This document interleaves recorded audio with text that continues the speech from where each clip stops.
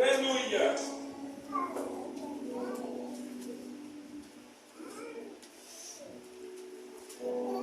1 Samuel, capítulo de número 17. Aleluia. Aleluia.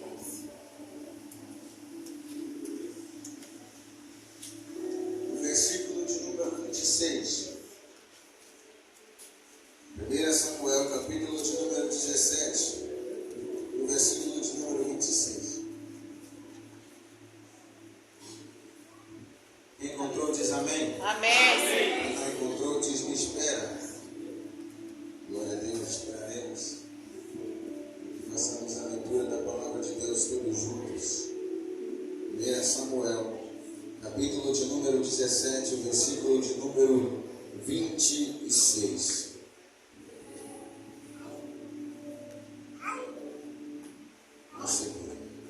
Diz assim a palavra do Senhor. E Davi falou aos homens que estavam junto a ele, dizendo: o que será feito ao homem que manter este filisteu, que matar este filisteu, e remover a vergonha de Israel? Pois quem é este filisteu incircunciso para que grite desafio ao exército do Deus vivo? E o povo lhe respondeu dessa maneira, dizendo: assim será feito ao homem que o matar. E Eliabe, seu irmão mais velho, ouviu quando ele falava aos homens. E a ira de Eliabe acendeu-se contra Davi. E ele disse: por que descestes para cá? E com quem deixaste aquelas poucas ovelhas no deserto? Eu conheço o teu orgulho e a inconveniência do teu coração, pois descestes para que pudesses ver a batalha. E Davi disse: o que eu fiz agora? Só fiz uma pergunta. E ele se virou dele para o outro e falou da mesma forma. E o povo lhe respondeu novamente da forma anterior. Amém? Você que pode, toma os teus assentos. Aleluia. Com a liberdade que o Espírito Santo de Deus te deu para adorar e exaltar o nome santo Glória do a Senhor. Deus. Glória a Deus. Talvez eu Aleluia. tenha essa palavra, confesso que dá 1h05 da tarde, pedindo a interpretação do que o Espírito colocava no meu coração. Algumas coisas que o Espírito foi falando. Conhecendo a minha memória, eu escrevi algumas aqui, para que pudesse ser clara aquilo que o Espírito Santo falou no meu coração. Pedi para que ele usasse para esclarecer também o coração da noiva. Alguns aspectos da vida de Davi que fizeram ser um menino desconhecido, pastor de ovelha, ser quem ele foi. Um homem segundo o coração de Deus. Um homem honrado, e mesmo falhando ao longo de sua vida, morreu de forma gloriosa, porque a primeira coisa que ele fez depois de errar, quando é repreendido, ele não tem o orgulho de mentir e esconder, não. Pelo contrário, ele tem a humildade daquele menino que pastoreava ovelhas, mesmo ainda sendo rei. E ele confessa ao Deus do céu o seu pecado, porque ele sabia que confessando era a única maneira dele encontrar misericórdia aos olhos de Deus. Com isso nós aprendemos que, independente de onde ele está, onde Deus o colocou, por mais que ele tenha errado, ele nunca perdeu a sua essência, nunca deixou de ser quem ele era. E aqui já cabe uma palavra que eu disse uma vez, eu quero aplicá-la para o teu coração também. Eu acho que eu já até falei essa palavra aqui. Um erro não tem o poder de definir a tua história. Um erro, ele não tem o poder de definir a minha história, aonde eu vou chegar. Porque por mais que eu erre, se eu tiver a humildade para reconhecer o que eu fiz e quando eu errei, a palavra que vai prevalecer sobre mim ainda é aquela que Deus falou ao meu respeito. A palavra que vai prevalecer sobre você ainda é aquela que Deus falou ao teu respeito. Aquela que foi liberada sobre você da boca de Deus é a que vai predominar aonde você vai chegar. Afinal de contas, não foi o homem que te escolheu. Afinal de contas, não foi o homem que te levantou. Afinal de contas, como aqui foi testificado, e que o Senhor abençoe a tua vida, porque eu pedi um sinal de Deus, uma confirmação para que essa era a palavra. E quando o irmão testificava o milagre que Deus fez na vida dele, Deus testificava também através da batalha que ele enfrentou. E era essa palavra que ele queria falar. E eu começo essa palavra deixando essa pregação como uma palavra para você. Só há uma forma de nós, como exército do Senhor e igreja de Deus, perdermos uma batalha. Ou é nós não entrarmos nela, ou é nós entrarmos nela sem a certeza de que é Deus quem peleja por nós. Porque a Bíblia vai deixar claro para mim e para você que em todas as nossas batalhas nós não teremos que pelejar, porque é o Senhor quem sempre pelejará por nós. Por mais que às vezes nós venhamos falhar, como o irmão bem disse, e o que me chocou no testemunho dele é que o testemunho dele é parecido com o nosso, né? Porque o meu primeiro filho também recebeu uma mesma sentença de morte na boca do médico.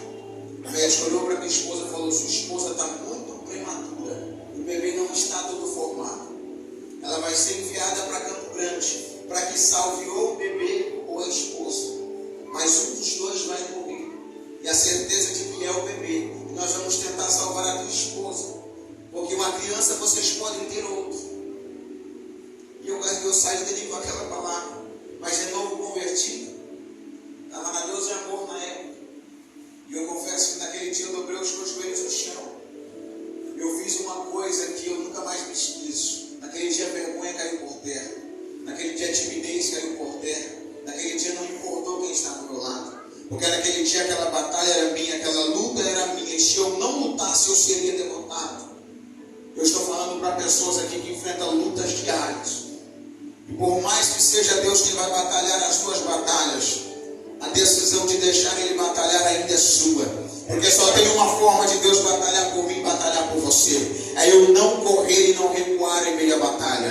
Mas é eu tomar a mão daquilo que eu tenho. Seja espada, seja lança, seja oração, seja a fé, seja a humilhação com pouca força. E em cima do meu adversário.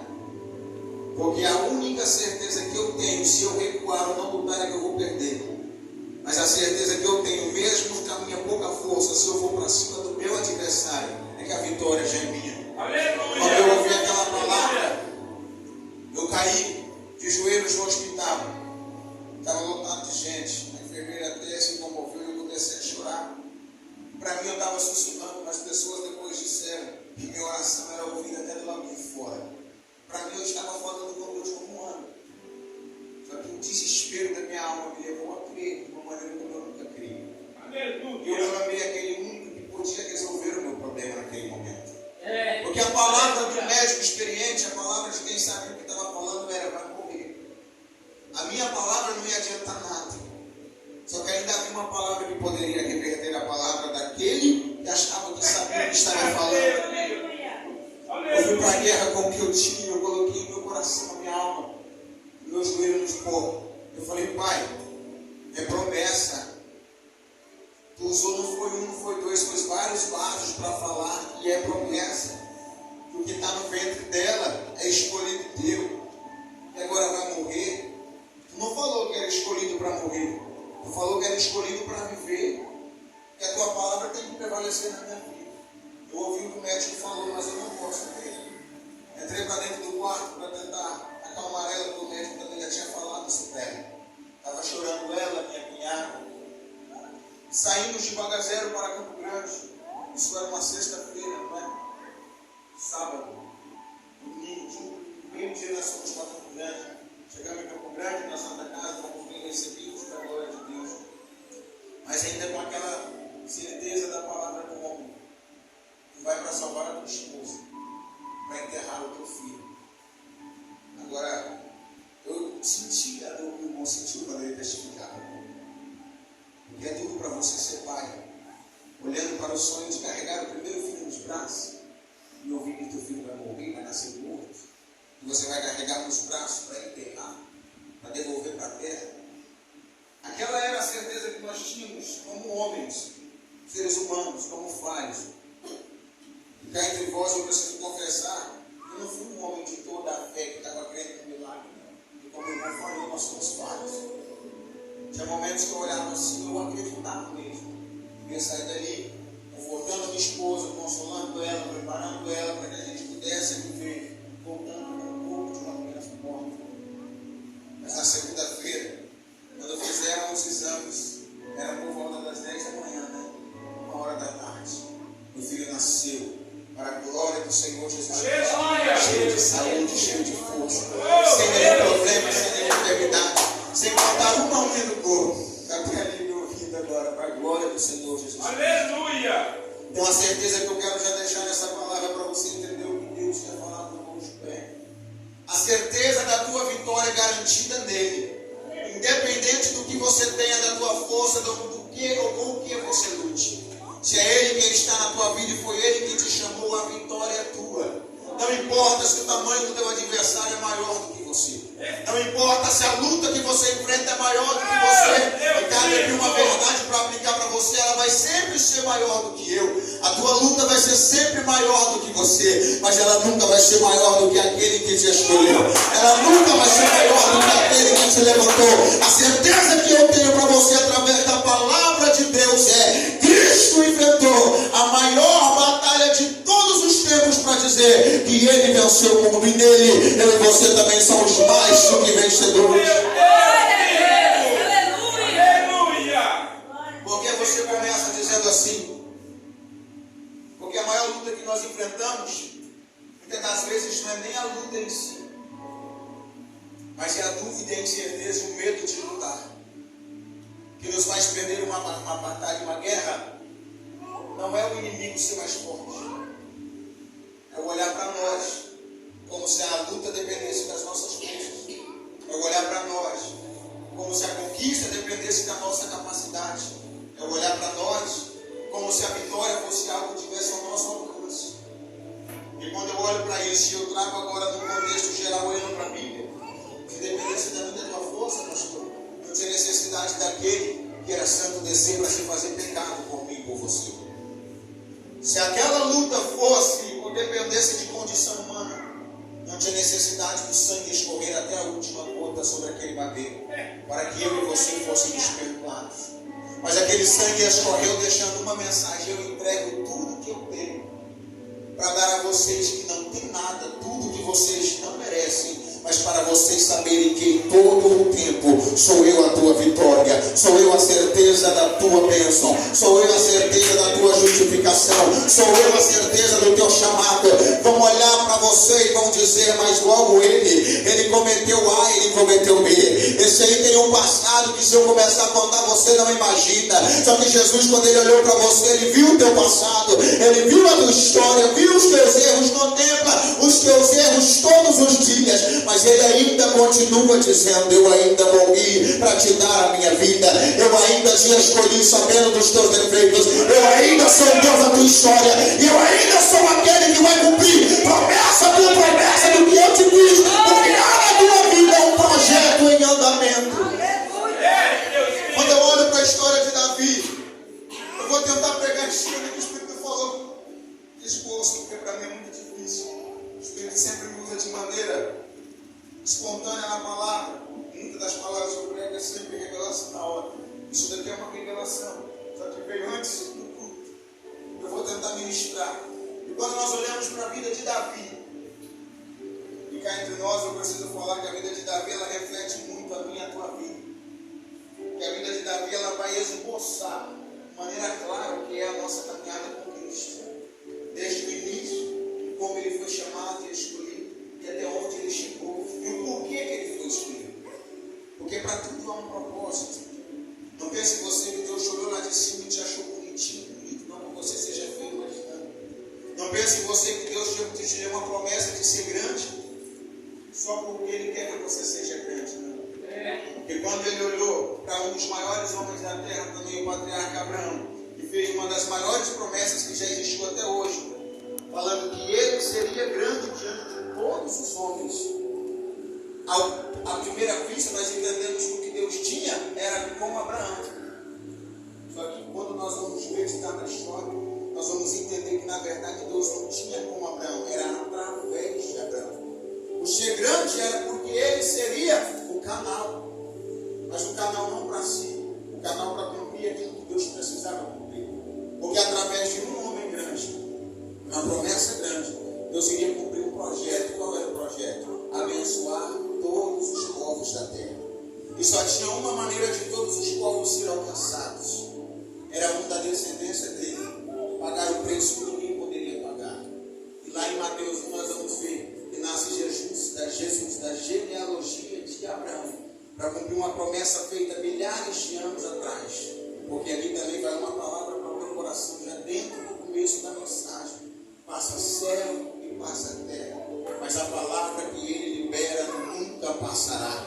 Ele Ele se lembra de cada uma das promessas que Ele faz. Pode a mãe se esquecer do filho a qual ela deu a luz. Pode o sol não brilhar, mas a palavra que Ele libera, Ele não esquece. E aqueles a quem Ele escolheu, Ele não esquece, porque Ele sabe o porquê escolheu. Ele sabe para que Ele te chamou. Muitas das vezes você duvida do teu chamado, pergunta o porquê você, ou por que tem que sofrer tanto. Deus não te responde, sabe por quê? Porque Ele sabe o porquê te chamou, e porque Ele sabe que vai chegar um tempo em que tudo vai fazer sentido na tua vida, e você vai entender que as dores de choro foram necessárias, que as dúvidas que te afligiram não vão te afligir mais, porque maior do que a promessa que Ele te fez é o projeto que Ele tem na tua vida para alcançar vidas além da sua.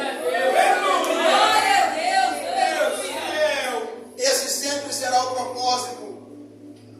Aquele que foi servido, ser canal para servir. Aquele que foi servido, ser canal para servir. Todos nós somos servidos com algo que não merecíamos. Pela graça foi tirada de nós algo que nós merecíamos. Pela misericórdia foi tirado de nós algo que nós merecíamos, a condenação. E com tudo isso ainda fomos revestidos com poder para cumprir o papel de servir aqueles que não foram ainda servidos por Ele. Agora, se nós por Ele fomos servidos, cabe a nós servir aqueles que precisam ser servidos. Quando nós olhamos para a história de Davi, nós vemos assim como nós, quem sabe assim como eu e assim como você, o mais desprezado de todos, o mais rejeitado, o mais improvável, aquele que todos olhavam e falavam: isso daí é da casa para o canto e do canto para a casa, até morrer. Isso daí, o máximo que pode acontecer na vida dele de emocionante é cuidar de uma ovelha nova, a qual o pai vai comprar, e nada além disso. Porque é com isso que todos nós viemos para a presença de Deus, com um fardo de palavras de pessoas que não nos conheciam, com um fardo de palavras de pessoas que nos julgavam pela aparência, pelo que nós demonstrávamos saber ou ter, ou pelo que nós éramos no nosso passado. Porque cá entre nós, por mais que Cristo tenha te libertado do teu passado, Satanás vai sempre levantar alguém para te lembrar quem você era, para ver se isso daí rouba a identidade que você tem hoje. Aqui entre nós há algo que eu creio que eu já preguei aqui, se eu não me engano, que precisa ser gravado no meu e no teu coração, para que Satanás não tenha êxito em momento nenhum quando lançar um dos seus dardos inflamados contra nós, que é a nossa identidade. Porque Cristo, quando Ele morreu, Ele nos deu uma nova identidade. Nós tínhamos uma identidade, essa identidade era condenados pelo pecado, criaturas de Deus. Agora, quando Cristo abre os braços, expira o teu último fôlego, dizendo: está consumado. A Bíblia fala que nós somos automaticamente adotados pelo Espírito que clama Abba, Pai. E é injetado em mim e você uma identidade chamada de Filho de Deus. Aleluia! E é isso que Satanás quer todos os dias roubar de mim, de você. Porque o dia que ele conseguir tirar a tua identidade, ele tira automaticamente da tua mente a certeza de quem você é, o que você tem, para que você foi chamado e quem é o teu Pai.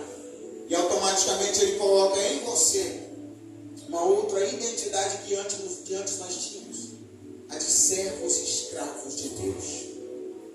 Eu olho para a cruz, eu não vejo Cristo morrendo por escravos, ou para gerar escravos. Ele morreu por escravos, e éramos escravos do pecado, mas Ele não morreu para fazer outros escravos. Ele já fala que Ele tomou o cativo em cativeiro, libertou os escravos da escravidão, e nos deu a liberdade que antes nos tinha.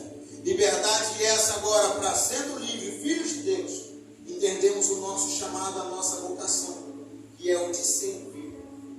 Por que eu falo isso? Porque há muitos, infelizmente, ainda em nosso meio, com uma identidade de servo. Olha para Deus e vê um Deus distante. Olha para Deus e faz que nem o filho pródigo, depois que pecou. Olha para o pai e fala: não sou digno de ser chamado de filho, então eu voltarei e tentarei ser servo. É lindo o que ele está fazendo, porque é a humildade de reconhecer que errou. Sabe, quando ele volta, o pai não está esperando o servo. Quando ele volta, o pai está esperando o filho. Mesmo o filho não se achando na condição de filho, o pai nunca deixou de te olhar como filho. O servo é vocação, não é identidade. É o para que você foi chamado para servir. Mas a sua identidade é de filho de Deus. Aleluia. Quando eu olho para Davi, eu vejo isso. Um menino que é filho, tratado como servo. Mas que mesmo sendo tratado como servo, nunca perdeu a identidade de filho. Porque o servo que ele reconhece que ele é só servo, uma hora ou outra ele vai falhar por indignação. Uma hora ou outra ele pode fazer algo por birra, raiva do seu patrão. Olhando para a vida de Davi, eu não vejo ninguém com mais motivos do que ele para se indignar e fazer algo para aborrecer o seu chefe. Só que mesmo o seu pai, olhando para ele como servo, a Bíblia fala que ele cuidava de cada uma das suas ovelhas com a própria vida. E por mais que o servo seja excelente, o servo seja bom demais, eu não consigo imaginar um servo dando a vida por algo que não é dele. Agora eu consigo eu consigo imaginar um filho dar a vida para defender aquilo que é do seu pai. Quando nós olhamos para ele, nós vemos isso. O mais rejeitado dos homens, porém escolhido por Deus. Porque independente do que o homem pensava a teu respeito, independente do que a família achava ou demonstrava para ele, havia sobre ele algo diferente. Havia sobre ele algo que fazia brilhar mais do que os outros. E não era o carinho do pai, não era o abraço dos irmãos. Era o olhar daquele que sempre o contemplava. Aleluia. Ao olhar para isso, nós temos que também começar agora a ver as atitudes, que o resumindo vai dar tempo de falar, que fizeram Davi ser quem ele era. Porque a maior parte da história de Davi, ela não é escrita nos holofotes. A maior parte da história de Davi, ela não é escrita quando o nome dele está no cartaz. A maior parte da história de Davi, ela é escrita e vivida quando ninguém o via, quando ninguém o conhecia. Sabe o que fez ele ser reconhecido como ele foi? Sabe o que fez ele chegar onde ele chegou, da maneira que ele chegou? Não era o contato que ele tinha como amigo com o presidente. Não era a conexão grande que ele tinha com pessoas grandes, sendo ele pequeno. Era ele sendo pequeno, fazendo coisas grandes quando ninguém via ele fazendo. Tendo um caráter que ninguém via ele tendo. Mesmo sem ser aplaudido, mesmo sem ser observado. Era podendo mentir, ninguém está vendo, mas não mentia. Era podendo trair, ninguém está vendo, mas não traía. Era podendo roubar, ninguém está vendo, mas não roubava. O que fez Davi ser o homem segundo o coração de Deus não é o rei que foi exaltado, era o pastor desconhecido, era o menino do anonimato, que sabia que as ovelhas não eram dele, mas que dava a vida para cuidar mesmo assim. É aqui vai uma palavra para o meu e do teu coração. Aleluia. Sabe o que te faz ser diferente, o que faz mesmo te fazer ser diferente aos olhos de Deus? Não é a forma como nós cantamos aqui na frente.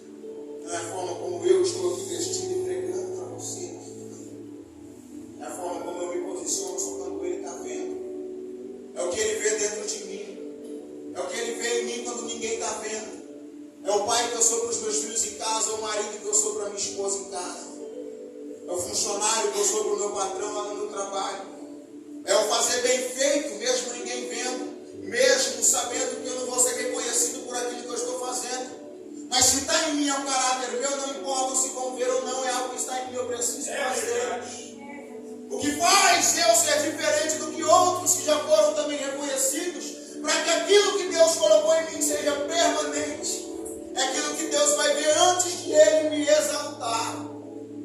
Porque cá entre nós há um rei antes dele que está no trono e que também foi escolhido por Deus. Embora foi o povo quem pediu um rei, foi Deus quem escolheu quem sentaria no trono. Foi Deus que mostrou para Samuel quem Saul era e que era ele que seria o rei. É verdade. Porque aqui já libera uma palavra para nós também. Por mais que às vezes nós queiramos ser negligentes e exijamos algo de Deus que não é a vontade dele, mesmo que ele venha fazer, ainda vai ser do jeito dele, vai ser conforme ele quer, vai ser conforme ele escolheu. E cá entre nós, não queira ser um Israel pedindo um rei, não. Porque ao pedir um rei, automaticamente eles falaram para Deus: nós sabemos que o Senhor é bom, sabemos que o Senhor fez tudo por nós. Nós queremos um que nós possamos ver, adorar, levantar as mãos, lutar as nossas batalhas. Parecido ou ofensivo. Mas sabe como isso soou aos olhos de Deus? Nós queremos um rei porque você não é rei para nós. Nós queremos um rei porque o Senhor já não é tão grande assim para nós. O mar abrir para nós não é grandes coisas. O pão descer do céu não é grandes coisas. Porque a atitude de pedir um rei e desconhecer o governo de Deus foi a maior ingratidão que Israel teve. Foi o motivo de todos os seus declínios em toda a sua história. Foi esse sentimento também que fizeram eles crucificarem o teu Senhor.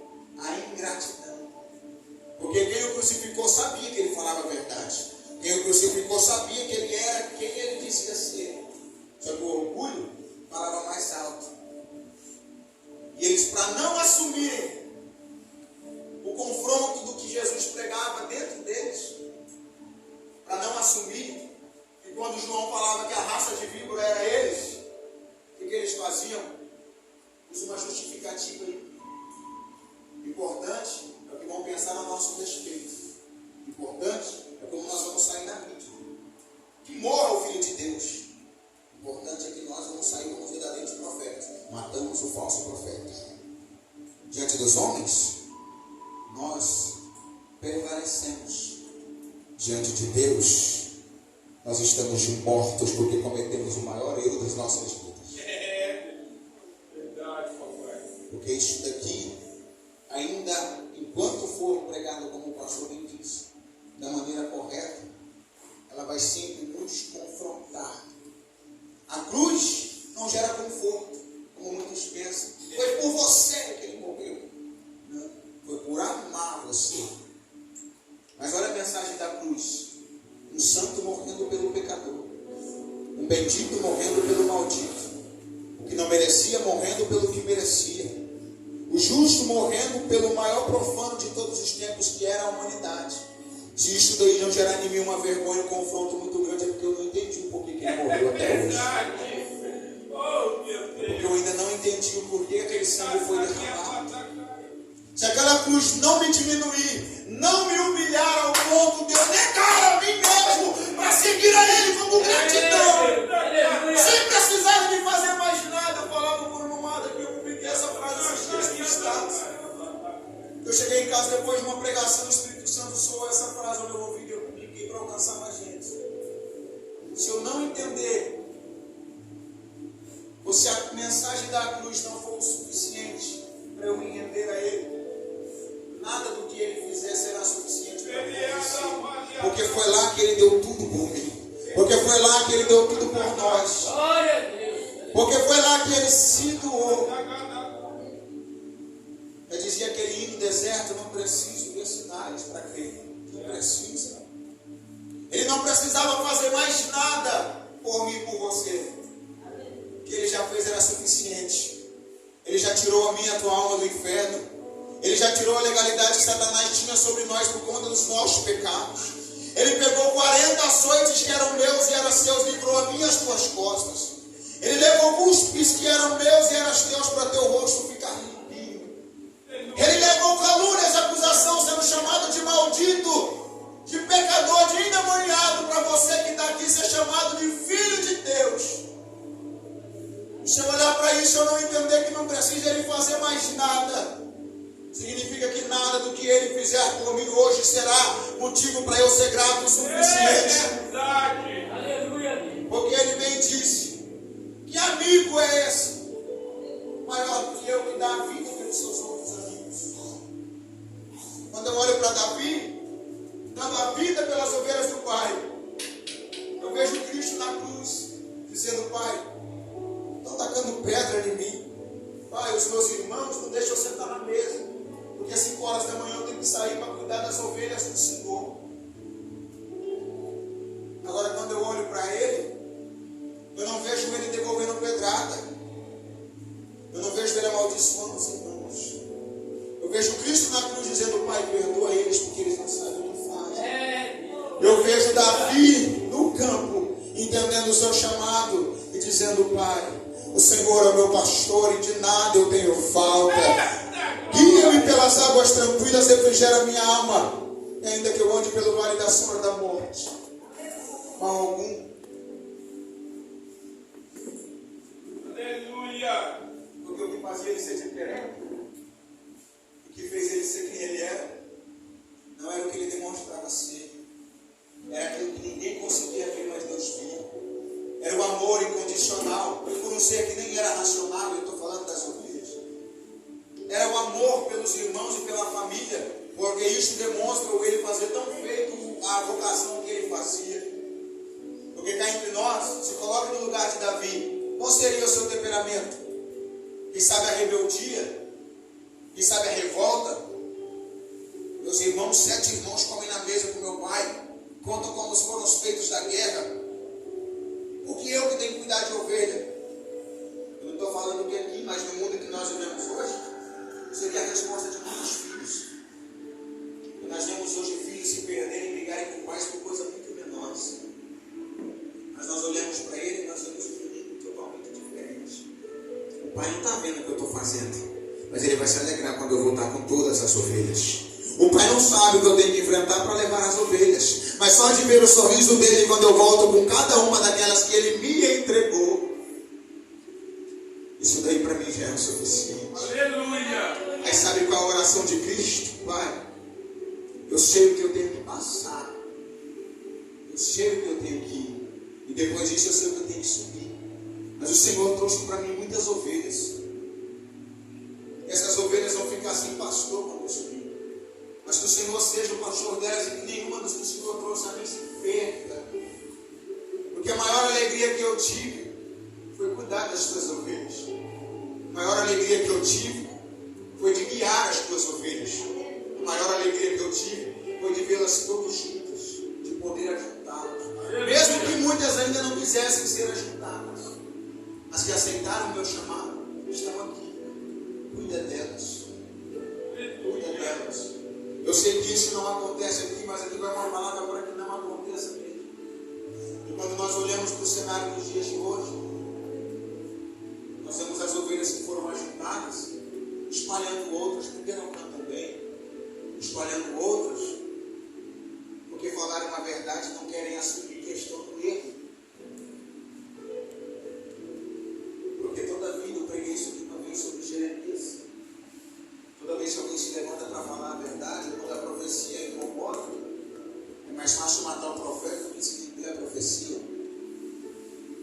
É mais fácil calar a boca de quem está falando a verdade do que assumir que o que estão falando é verdade, do que assumir que eu estou errado, do que assumir que eu errei, do que assumir que eu falhei.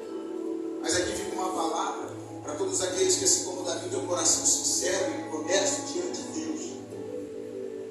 Preserva a tua verdade. Se preserve na tua integridade. Ainda que te apedrejem, ainda que te crucifiquem, ainda que vão para status de redes sociais te criticarem, se você sabe que a verdade está com você, você tem que ter uma certeza na tua cabeça. A tua justificação nunca veio de homens, e não são os homens que precisam saber quem você é, porque homem não tem poder de te levar a lugar nenhum, homem não tem poder de honrar a tua cabeça. Seja desprezado pelos homens, mas seja fiel àquele que te escolheu, porque aquele que te escolheu tem poder de te exaltar diante dos teus acusadores, diante dos teus caluniadores. Um dia eles terão que voltar a você e reconhecer que Deus é na tua vida. E se tiverem humildade suficiente, vão pedir oração. E você, como um bom servo de Deus, com todo o amor que você tem, mesmo tendo razão para odiar, você vai amar. Aleluia. Porque você sabia que um dia o teu Senhor tinha razão para te condenar, mas Ele te salvou. Porque você sabia que o teu Senhor tinha razão para te entregar na morte, mas Ele te deu a vida e morreu em teu lugar. Porque Ele sabia que Ele tinha razão para te amaldiçoar, mas Ele te deu uma vida inteira de bênçãos na presença dEle. Aleluia. Aí você não vai devolver o tapa que te deu. Você vai abraçar quem te estapeou. Oh, meu filho. E você vai quebrar esse elo de violência com o amor que Deus colocou no teu coração. Porque foi esse amor, no anonimato, quando ninguém te via, que fez Deus te colocar onde Ele te colocou, aonde Ele vai te colocar. Aleluia. Agora que eu resumo e encerro sobre a vida de Davi, porque não vai dar mais tempo.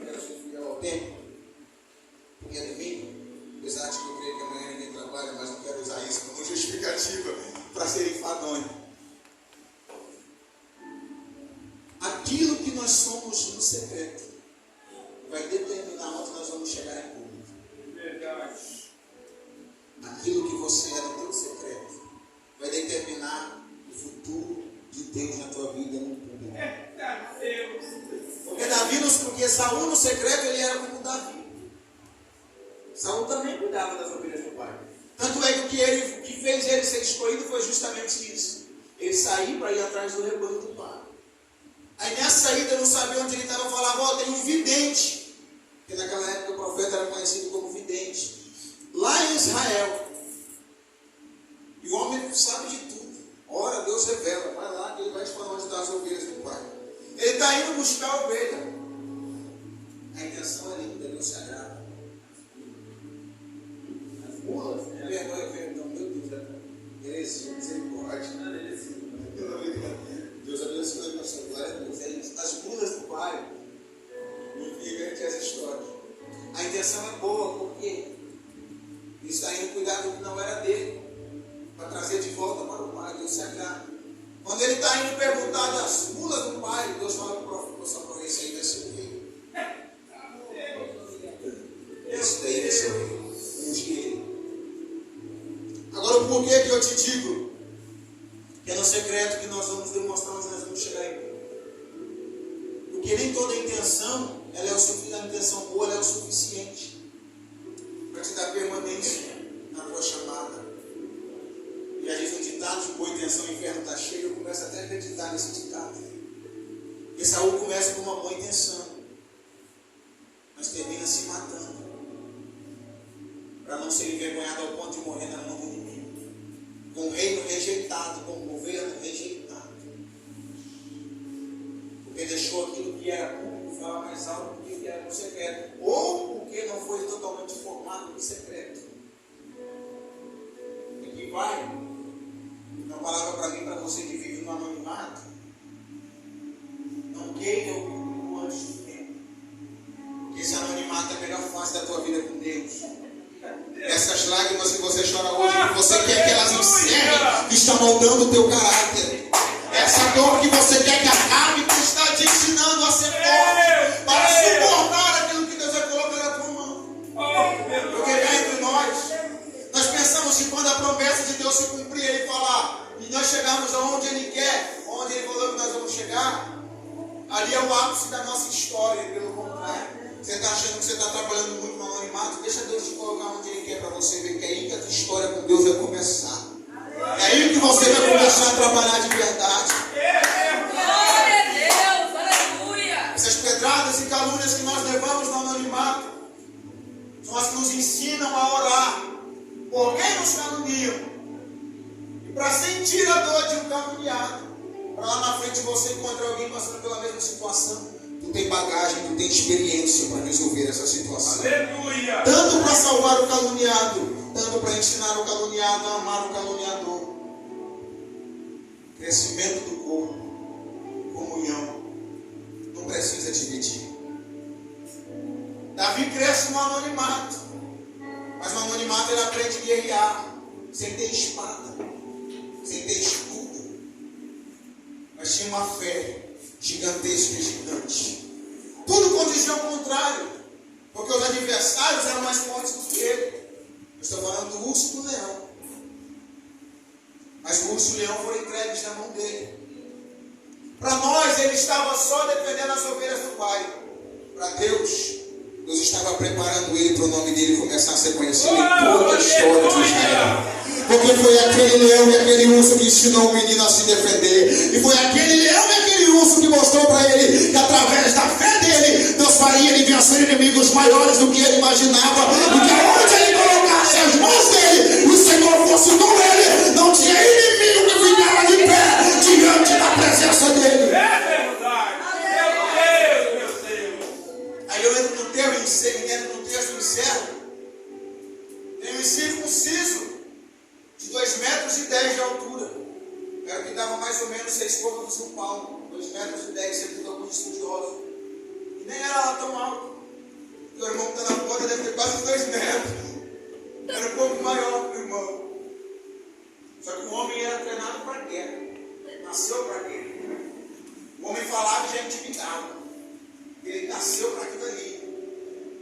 Podia ter um mais grande do que ele. Golias não ia se amedrontar. Ele ia olhar para o histórico dele. Ele olhava para trás. Ele sabia que ele estava ali não era porque ele era grande. É porque ele se preparou a vida toda, desde a mocidade, para vir vencer guerras. Para vencer batalhas. Aí nós olhamos para o exército de Israel. O exército também preparado. O interessante, nunca lutou pela força do braço. Tinha espada, mas nunca foi a espada motivo das vitórias deles. Tanto é, para quem está entendendo algumas situações da Bíblia, que um dia Deus vai levantar um homem para enfrentar uma batalha. Esse homem está com 30 e poucos mil soldados. Deus fala, é muito. Manda esse povo. Manda, já fala para eles agora, se tiverem com medo, os covardes podem voltar agora. Fica 20 ou 20 mil alguma coisa. Deus manda eles beberem água. E faz uma prova com eles. Se beberem, que dá o jeito de ser mandado embora. Quando eles bebem água, Deus faz a prova e fica só 300. Deus fala, agora você vai para a guerra. Mas Senhor, o exército que vem para nós é muito mais numeroso. Eles têm quantidade, vocês têm qualidade.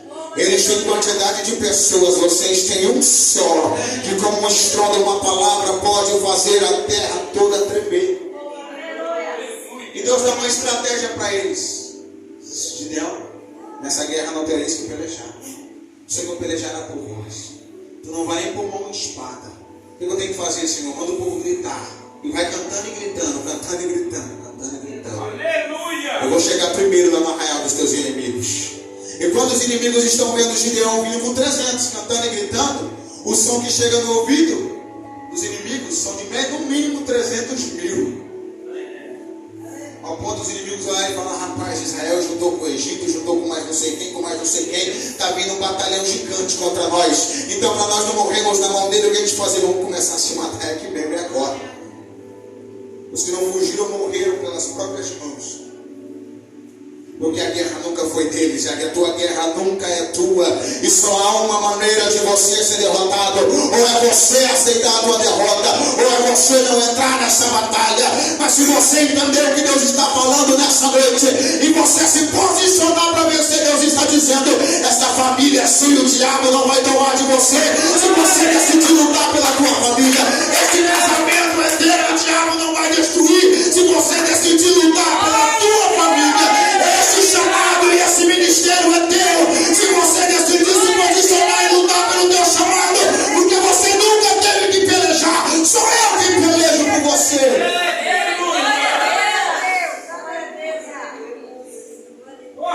Agora o exército que sabia de todas essas histórias está com medo de um homem só.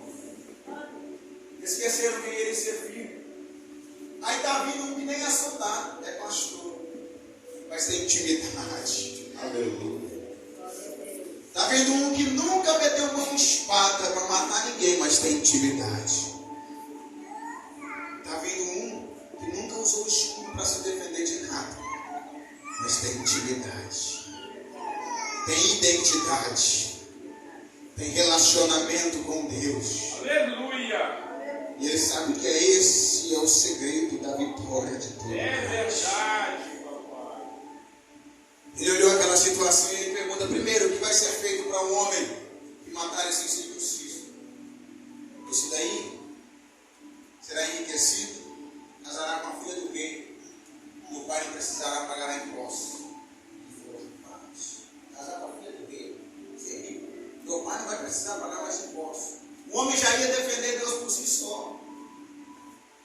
Só que ele olhou e falou, rapaz, tem até recompensa. Ele vai uma palavra para mim e para a tua vida também.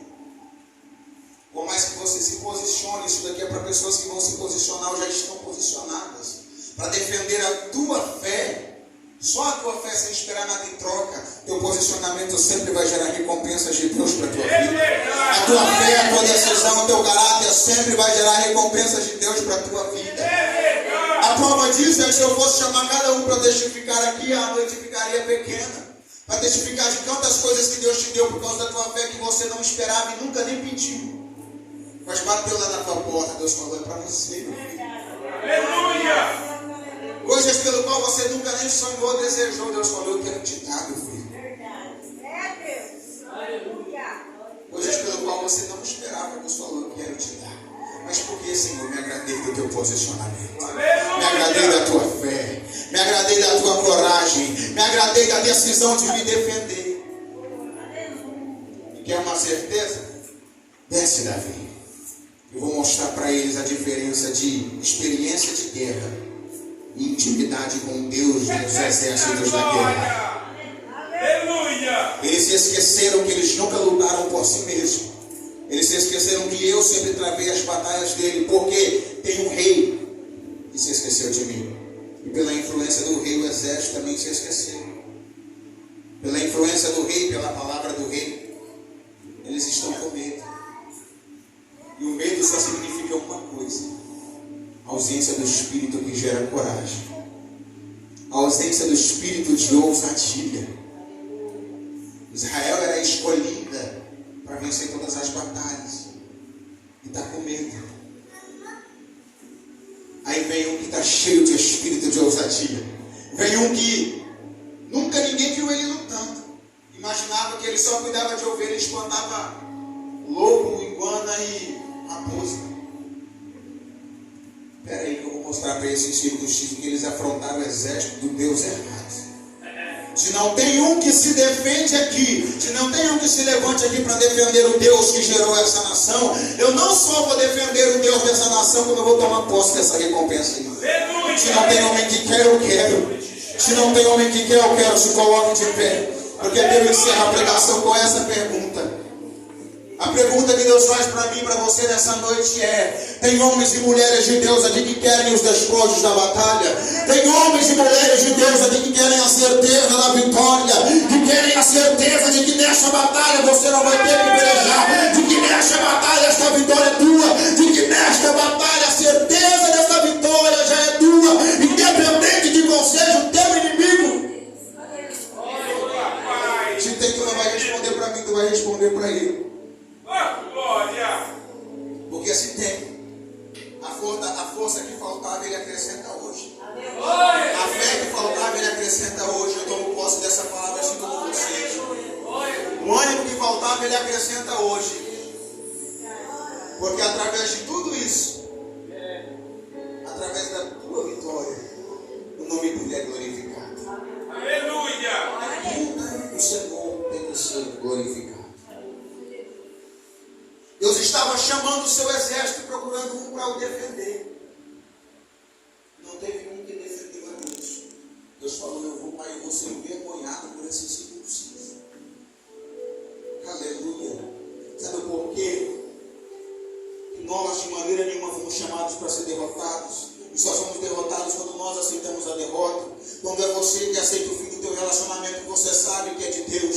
É você que aceita os teus filhos nas drogas. Somos nós que aceitamos as mentiras do diabo, por isso somos derrotados.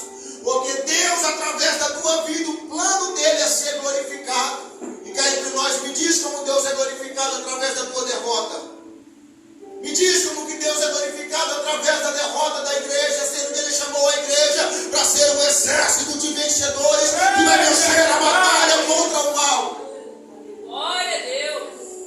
Nesta noite tu não vai só sair daqui com força, fé renovada, não. Nesta noite tu vai sair daqui com a convicção que esta batalha que você está enfrentando é tua e é o teu posicionamento que vai garantir a tua vitória. É você que vai chegar na tua casa e falar: Satanás, o meu casamento foi Deus que me deu e você não vai tomar. A minha vida espiritual foi Deus que gerou, você não vai matar. O meu filho pode dar nas drogas, mas não vai permanecer, Deus que me deu.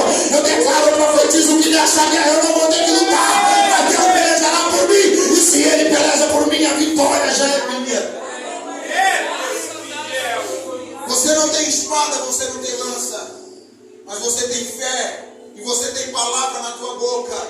E eu vim com uma palavra profética nessa noite para declarar sobre o teu futuro. A partir daqui para frente, a situação que te amedrontava, te afrontava, a situação que você via que não tinha solução, ela cai por terra hoje, porque hoje você sai daqui com posicionamento para vencer. Hoje você sai daqui aceitando somente a vitória, nada mais do que a vitória. Porque o Deus que te chamou para vencer nunca perdeu a batalha. E se ele é o Deus da tua vida, não é essa que ele vai perder. Curve a tua cabeça. Eu oro e devolvo o microfone ao pastor. Enquanto eu oro, eu vou apresentar no modo geral as tuas causas. Mas é você que no secreto, na tua mente, vai apresentar para Deus qual é a tua batalha. É você que no secreto vai apresentar para Deus qual é a batalha que tu está enfrentando. E nesta oração, apresentando a Ele, tu vai tomar posse da autoridade que Ele colocou nas tuas mãos hoje. Porque nas tuas mãos está a pedra, nas tuas mãos está a lança, nas tuas mãos está o alforje. Lança o que tu tens. Se é palavra profética, lança a palavra profética. Se a pedra é oração, lança a oração. Se a pedra é a tua fé, lança a tua fé. Você pode até não ter mira para acertar, mas o teu Deus joga essa pedra na testa do teu inimigo. Ele coloca o teu inimigo por terra para garantir a vitória do teu povo. Curva a cabeça, Pai, pela tua palavra e a autoridade que me confirma, papai querido, em nome do Senhor. Eu declaro, junto com o teu povo nessa noite, Pai, que a tua palavra ela não só vai entrar nos ouvidos, mas ela vai entrar no coração, vai germinar nessa terra, e ela vai gerar aquilo pelo qual ela foi enviada nessa noite. Vitória na família, vitória no casamento, vitória espiritual, vitória financeira, seja qual for o problema. Eu uno a minha fé com a fé de cada um aqui, porque a tua palavra diz que aonde dois ligares algo na terra a respeito de algo, assim será ligado no céu. Se for casamento, eu ligo a minha oração em prol do casamento. Se a vida espiritual, eu ligo a minha oração em prol da vida espiritual. Se a vida financeira, eu ligo a minha oração em prol da vida financeira. Se a família, em prol da família, declarando, Pai, que hoje o Golias cai por terra, hoje a afronta cai por terra, hoje o medo cai por terra. Satanás, tu perdeu mais uma vez, porque o nome do Senhor vai ser glorificado. A igreja do Senhor nunca foi derrotada e não será mais uma vez. Nessa família tu não destrói. Esse jovem nas drogas, você não vai deixar nas drogas. Na prostituição não vai ficar, porque o general entrou na guerra.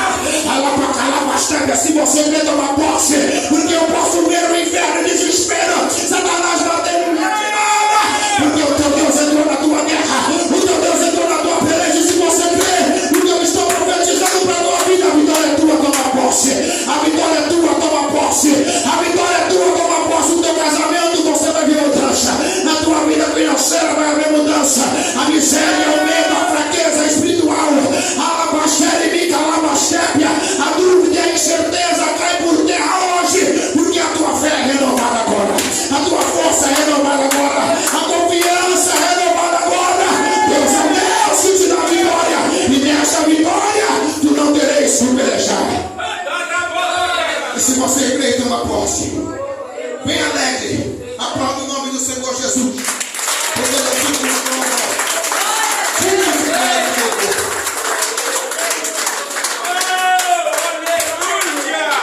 Eu encerro mais uma vez para você que já declarou a tua vitória, e a guerra agora está nas tuas mãos.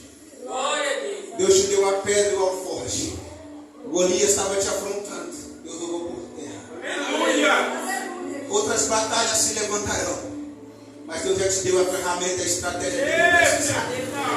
É a palavra, é a convicção, é a certeza de que se a batalha é tua, é você quem tem que lutar, mas não é na tua força, é naquilo que o teu Deus colocou na tua mão, é no teu joelho, é na tua fé, é na tua palavra, é na tua confiança, crendo que é Ele quem te dá a vitória.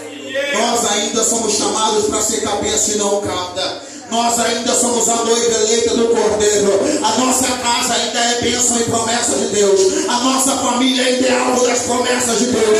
O teu chamado e o teu ministério ainda é promessa e projeto de Deus. Então, se é promessa e projeto de Deus, Satanás não toca, Satanás não mata, Satanás não derruba, calúnia não vai te parar, mentira, pedrada não vai te parar. Porque nessa guerra tu não terás que pelejar. Glória a Deus. Quando esse erro começa a falar, só perde uma batalha aquele que não entra nela. Só tem uma forma das portas do inferno prevalecer contra a igreja, é a igreja recuar. Mas eu tenho certeza que a igreja não vai recuar, porque quem nos faz avançar é maior do que todo aquele que se levanta contra nós. Quem nos faz avançar é maior do que a nossa dúvida, a nossa incerteza. E uma vez mais, Ele deixou na terra nessa noite para renovar a nossa confiança nele, e para nos dar a certeza de que Ele é o Deus da nossa salvação, e Ele é o Deus que luta as nossas pelejas. Amém? Saia com essa convicção e essa certeza. Meu Deus, Senhor, me perdoe de novo. Eu precisava entregar o teu Espírito e colocar no meu coração. Amém? O Senhor, nosso Deus em Cristo Jesus, abençoe a cada um.